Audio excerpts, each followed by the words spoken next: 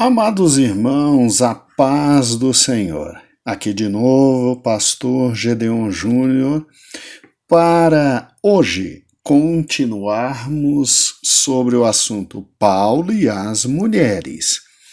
Eu não quero que as irmãs tenham chateação com o apóstolo Paulo. Por Cristo, vamos entender Paulo e o momento em que ele estava vivendo. Não pense, irmãs, que Paulo era machista, malvado e que queria tão somente podar o trabalho feminino.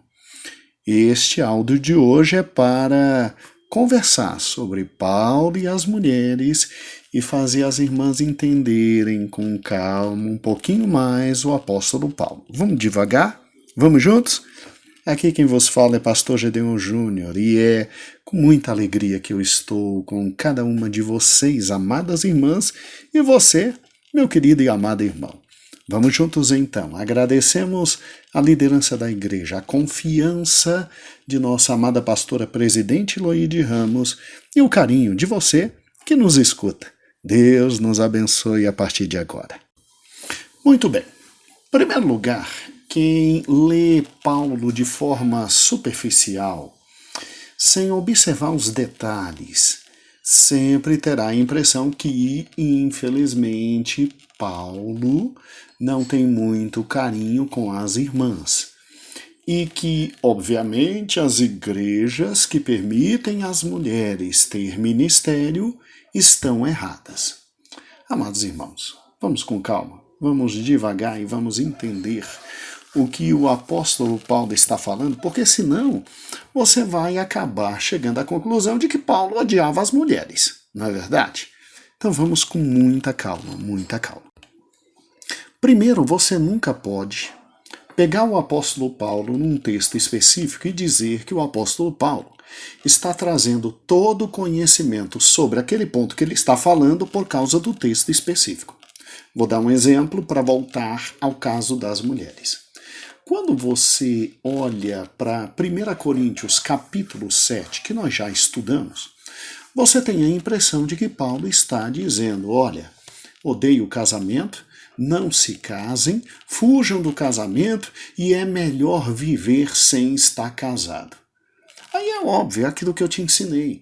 Você olha só para um texto, você entende Paulo de forma errada. Você tem que também olhar Hebreus 13, versículo 4, que Paulo diz, venerado entre todos, honrado entre todos, seja o matrimônio. Fora Efésios capítulo 5, quando Paulo simplesmente, ou capítulo 6, é um dos dois, não tem problema, quando Paulo simplesmente diz que é para nós, homens, maridos, amarmos nossa mulher de tal maneira que o padrão é Cristo. Assim como Cristo amou a igreja, nós devemos amar nossas esposas e se entregar por ela. Então veja que pegar o apóstolo Paulo por um texto específico, meu Deus do céu, é interpretar erradamente o que o apóstolo está tratando. Por uma questão de bom senso, você tem que juntar textos do amado pastor e grande apóstolo Paulo para poder entender toda a sua teologia sobre um assunto. Então é óbvio que nós, da Igreja Evangélica Pentecostal Brasil para Cristo, vindo de onde viemos, vindo de uma tradição de leitura da Palavra de Deus, de entendimento da Palavra de Deus, de reflexão da Palavra de Deus, de estudo da Palavra de Deus, ninguém aqui é trouxa ou idiota de pegar um texto específico, único, como 1 Coríntios 14, e dizer, a partir de agora, mulherada não fala mais na igreja. Pelo amor de Deus. Se no próprio livro de 1 Coríntios, capítulo 11, Paulo manda as irmãs falarem, profetizarem, ensinarem, orarem, se manifestarem. E aí, é como eu te ensinei na aula passada. Então, deixa eu desfazer a impressão errada que muitas irmãs têm de Paulo, pensando que ele odiava mulheres. Vá comigo, minha irmã, em nome de Jesus, em primeiro lugar, para Romanos capítulo 16. Sim, deixa eu te lembrar. Se lembra quando o pastor Heber trabalhou conosco com Romanos 16? Veja o quanto Paulo, em Romanos 16, simplesmente nomeia mulheres e simplesmente diz: são minhas auxiliares, são minhas trabalhadoras. Aí você vai imaginar que Paulo odeia mulheres e não quer mulher perto dele, trabalhando, auxiliando, falando e ensinando. Vamos juntos. Já no versículo 1 ele diz, em Romanos 16, recomendo-vos, pois, Febe, nossa irmã, a qual serve na igreja que está em Cencreia. E é para vocês aí em Roma receber no Senhor como convém aos santos. Olha que interessante. Você acha que Paulo poderia enviar uma carta por alguém que não fosse de sua extrema confiança? Bora, raciocine comigo. Quem levava as cartas de Paulo de um canto para outro, na maioria das vezes era Timóteo, meu amigo. Era Tito. Timóteo era o braço direito, Tito o braço esquerdo. Porque esses dois homens ajudavam bastante Paulo no entregar de cartas, porque as cartas eram lidas e esses homens ouviam a leitura das cartas, e se houvesse algum problema na interpretação da carta, esses homens que estavam levando a carta já diriam o que Paulo estava dizendo. Então você vai permitir que qualquer pessoa leve uma carta de Paulo, meu amigo? Você nunca pensou nisso, não? Quem era Febe? Febe, o termo grego a qual serve, Febe era diaconisa. A palavra serve significa diáconos. Diáconos. Sério, pastor? Sério. Febe preenchia todos os requisitos básicos para um diácono. Você já viu os requisitos básicos para um diácono? Vamos lá, abra em Atos capítulo 6. Você vai ficar assustado hoje. Assustado. Abra em Atos capítulo 6. Veja bem, olha o que a palavra de Deus diz, que naqueles dias, multiplicando-se o número de discípulos, teve problema dentro da igreja. Por quê? Porque as viúvas helenistas estavam brigando contra as viúvas hebreias. E por que estavam brigando? Porque as helenistas, as que vinham de fora da Judéia, simplesmente não estavam sendo atendidas na distribuição do pão diário. E aí o que acontece? Aí os 12 apóstolos simplesmente chamaram todos os discípulos e disseram: olha, nós não podemos deixar a pregação da palavra para servir as mesas. Então vamos pegar e criar a função de diácono para esse importante ministério que é servir as mesas. Requisito para ser diácono. Versículo 3. Irmãos, escolhei dentre vós 7 homens de boa reputação. Primeiro requisito, boa reputação. Segundo requisito, cheio do Espírito Santo de sabedoria. Terceiro requisito, encarregados desse serviço. Enquanto nós simplesmente vamos nos congregar para a oração e o ministério da palavra. E aí elegeram Estevão, homens cheios de fé, cheio do Espírito Santo, Filipe, Prócono, Nicanor, Timão, Parmênades, Nicolau, prosélitos de Antioquia. Meu amigo, quem era Febe? Eita, pastor, mas para ser diácono não tinha que ser homem? Não, aqui eles escolheram homens. Sim, escolheram homens, mas à medida que a igreja foi crescendo, nós também passamos a entender que mulher pode ser cheia do Espírito Santo, mulher pode ser cheia da graça de Deus, mulher pode entender muito da palavra de Deus, tem também o direito de ter o espírito de sabedoria, e desde que ela tenha boa reputação, seja cheia do Espírito, cheia de sabedoria, ela pode ser diaconisa também, meu irmão. Glória a Deus! Vá ao original grego e é atrelada a palavra Febe, nosso irmão, a qual serve. A palavra serve significa diaconisa. Febe estava à altura de gente como Filipe, gente como Estevão, e aí você vem me dizer que Filipe e Estevão não pregavam. Filipe e Estevão simplesmente não manifestavam a graça de Deus. Febe era uma diaconisa tão alta e tão profunda e tão fantástica na palavra de Deus que Paulo deixou Febe. Paulo precisou de Febe para Febe levar a carta à igreja, aos irmãos em Roma. E vamos lá. Paulo desejava chegar em Roma, conhecer os irmãos na igreja de Roma para poder ir para Espanha pregar o evangelho. Se os irmãos na igreja de Roma, ao ler a carta, não entendessem, quem tinha que explicar, meu amado irmão? Quem tinha que explicar? Acorde. Era Febe. Febe tinha que saber muito bem teologia. Aí você vem me dizer que Paulo não amava as mulheres, que Paulo podava as mulheres. Ah, por Cristo! Vai ler a palavra de Deus. Entenda que aqui Paulo chega a recomendar Febe, a diaconisa. Paulo estava se referindo à igreja de Roma e escrevia, irmãos, na igreja de Roma, mandando por uma mulher a carta, e se eles tivessem dúvida, aquela mulher teria que esclarecer a carta, e quando ele fala à igreja de Roma, ele fala tanto aos homens e às mulheres que ali estavam na igreja. Ou seja, em outras palavras, quando aquela carta fosse lida, seria lida para todos, tanto para homens quanto para as mulheres.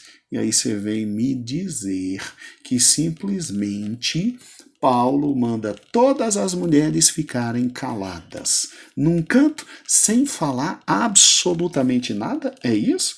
E que Paulo despreza mulheres quando ele entrega para Febe uma missão que ele só entregava simplesmente para seu filho,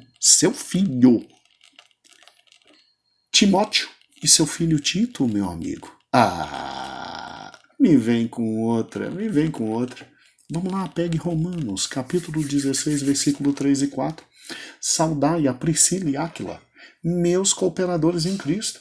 Ou seja, se lembra do que eu te falei lá na leitura de 1 Coríntios 11? Vamos lá.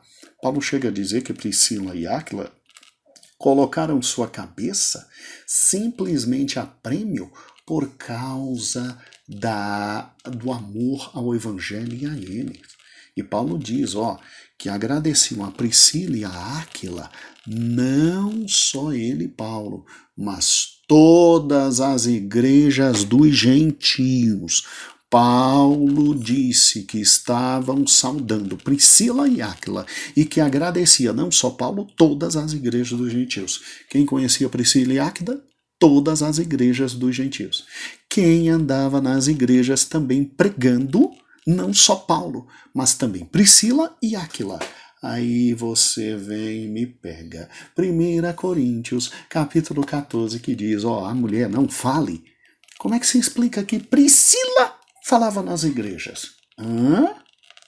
Meu Deus, pastor, eu nunca tinha ouvido isso. E o versículo 6 de Romanos 16, quando Paulo diz saudai a Maria, que trabalhou muito por nós. Eu imagino esta Maria aqui, que não é a mãe de Jesus, tá bom? É outra Maria. Eu imagino essa Maria trabalhando para o apóstolo Paulo, calada, quieta, sem falar nada, principalmente na igreja. Meu irmão, conta outra. Paulo mandava beijo e abraços e ósculos e se alegrava com as mulheres. Paulo amava as mulheres. O que aconteceu em Corinto e em 1 Timóteo, mandando as mulheres calarem, era razão absolutamente cultural e histórica e própria daquela localidade. E em Romanos 16, capítulo 12, quando diz assim, saudai a Trifena e a Trifosa. Lindo esses nomes, né? Não sei se alguma irmã que está grávida de gêmeos colocaria o nome nas crianças de Trifena e Trifosa. Mas, com todo o respeito às irmãs Trifena e Trifosa, vamos ser francos, as duas trabalhavam no Senhor. trabalhavam no Senhor. E Paulo ainda diz no versículo 16 e 12: saudai a amada Perside, o qual muito trabalhou no Senhor. Eu posso imaginar todas essas mulheres trabalhando para o Senhor, simplesmente evangelizando fora da igreja e dentro da igreja ficando caladas sem poder falar absolutamente nada. Você pode imaginar isso? Meu Deus do céu. Paulo amava as mulheres, Paulo dependia das mulheres, Paulo sabia que grande parte do seu ministério dependia das mulheres. Paulo chega a dar a mulheres honras que ele deu a grandes homens como simplesmente Timóteo e Tito. Acorde, meu irmão, em nome do Senhor Jesus. E olha que eu tenho uma interpretação muito particular, você não precisa seguir essa interpretação, de Romanos 16 e 13. Olha o que diz Romanos 16 e 13. Paulo diz assim, saudai a Rufo, eleito no Senhor, e sua mãe é minha. Presta atenção. A mãe de Rufo não era a mãe de Paulo fisicamente.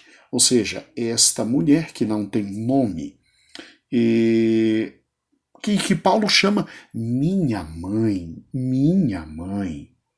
Vamos lá, minha mãe.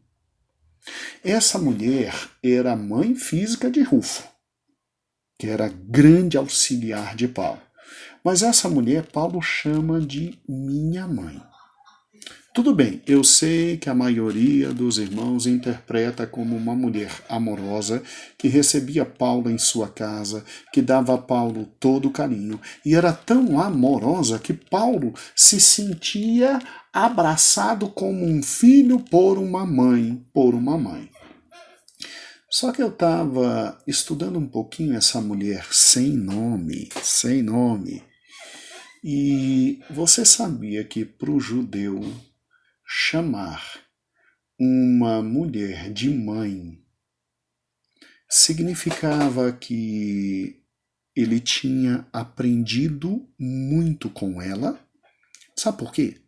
Porque na educação judaica, meu irmão, a primeira educação dada nos primeiros anos de vida era principalmente pela mãe. A mãe era muito responsável por fazer a criança acreditar em Deus, crer em Deus de Israel e crer que não havia nenhum outro Deus. Posso ser franco?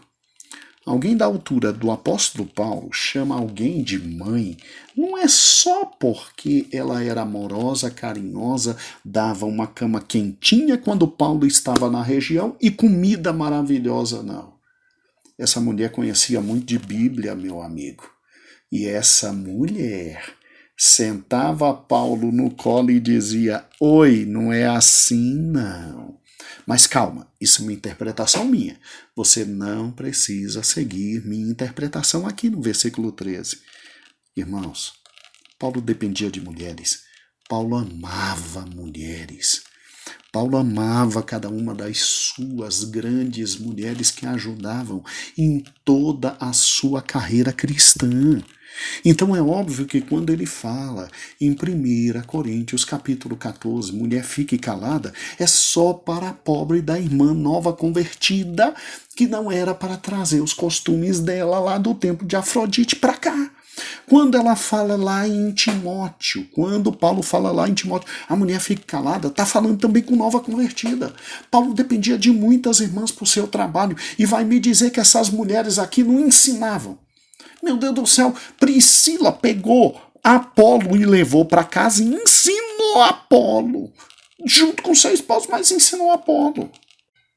Você acha que se Paulo tivesse alguma coisa contra as mulheres, ele teria dito em Colossenses capítulo 3 e 19, vós maridos, amai a vossa mulher e não vos irriteis contra elas. Vamos lá, são palavras de alguém que odiava as mulheres? São palavras de ai, como ele é machista. É claro que não. Pelo contrário, aqui Paulo mostra, como grande apóstolo, que apesar de ter renunciado simplesmente à influência doce e inspiradora da vida no casamento, Ele simplesmente olhava para quem estava casado e ele dizia: olha, a tua esposa é preciosa, tenha a tua esposa em autoestima.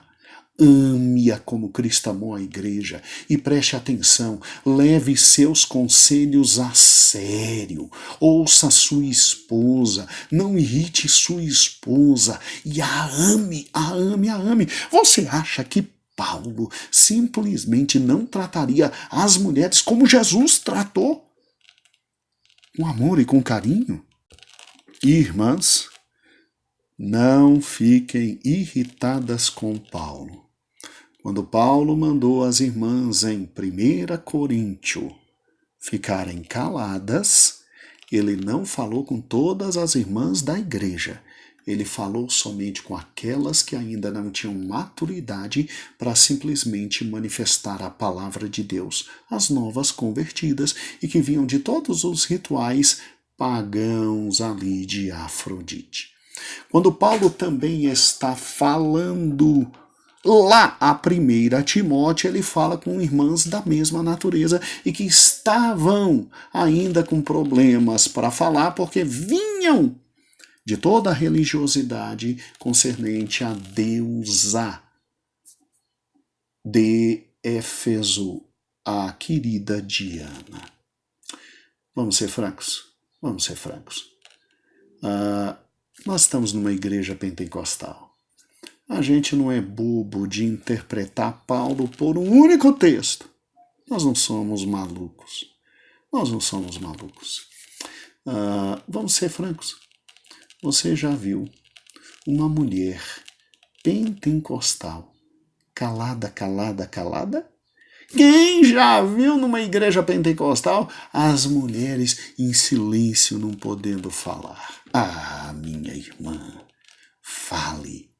Fale, ensine, pregue, ore, seja cheia do Espírito, transborde em línguas. Você está numa igreja que lê a palavra de Deus, que entende a palavra de Deus e que sabe separar simplesmente o que tem que ser separado. Então, minhas irmãs, não fiquem com ódio de Paulo. Paulo, quando manda as irmãs, lá em 1 Coríntios, não falar, ele manda irmãs específicas. Específicas. Acabei de te mostrar, e eu poderia continuar te mostrando, muitos outros textos onde Paulo se manifestou simplesmente defendendo o ministério feminino. E eu quero terminar com Jesus Cristo. Vamos lá, para quem não admite o ministério feminino, Jesus, ao falar às igrejas, Jesus falou ao anjo das igrejas, não é verdade? Ao anjo da igreja de Éfeso, ao anjo da igreja de Esmina, Tiatira. Anjo tem sexo, meu amigo. Engole essa. Anjo tem sexo. Ah, pastor, mas na época, os anjos da igreja, ou seja, os pastores eram homens. Será? Eu creio que na época eram homens. Mas por que Jesus então não falou aos pastores? Porque ele falou anjos. Porque ele sabia que num futuro tão distante as mulheres se levantariam no poder do Espírito Santo e não haveria mais problemas para o ministério feminino. Deus abençoe a todos. Amanhã a pastora Geise volta com 1 Coríntios capítulo 15. Um abraço. Deus abençoe a todos.